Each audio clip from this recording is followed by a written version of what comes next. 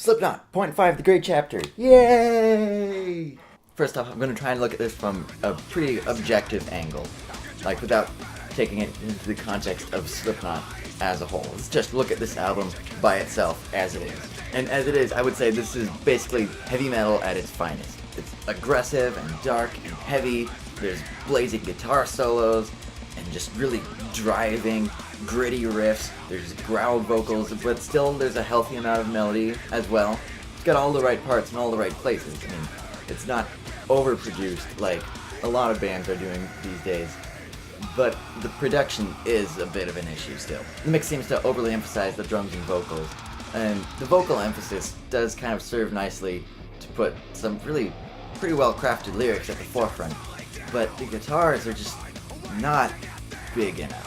The sound of the album ends up being kind of thinned out. There's not a lot of really thickness to it, which is especially strange when you consider that Slipknot has two guys just to do extra percussion stuff, and that seems a little bit lost under just the main drum kit. It seems to me like it sounds a little better over headphones than it does in speakers, but I just want more guitars. Since it is a lot of low-string, palm-muted chugging, then a little more prominent guitars might have helped the songs not string together quite so much. Although that's not really that much of an issue, except for in the middle a little bit. There's enough songs that break up the feel or the tempo or the dynamics to prevent it from just running all together.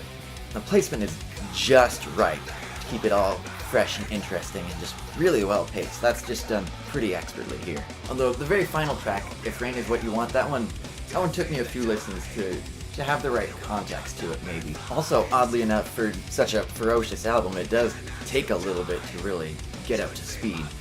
There's a 3-minute intro song track thing, and then the next song doesn't really get going at its proper tempo until about a full minute in.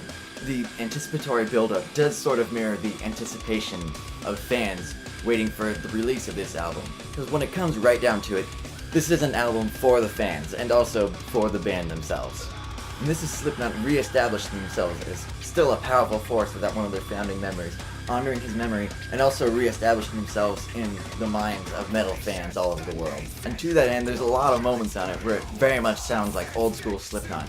Songs like Custer and The Negative One sounds like they could have been written simultaneously with any of the first 3 Slipknot albums. And at the same time, songs like Kill Pop and AOB are a very natural progression of Slipknot's sound, giving them a lot of strong forward momentum moving on. I would say this is easily one of the better Slipknot albums. Maybe it could have been vying for the best Slipknot album, which makes it such a shame that it's marred by a mix that really at times sounds sort of amateurish. I don't know how that happened. Like, Slipknot's one of the biggest, most popular metal bands in the world right now. How did they let this happen? Like, it just doesn't sound what? I don't get it. I mean, it's not like a Death Magnetic sort of scenario by any means, but it just doesn't sound as good as it should.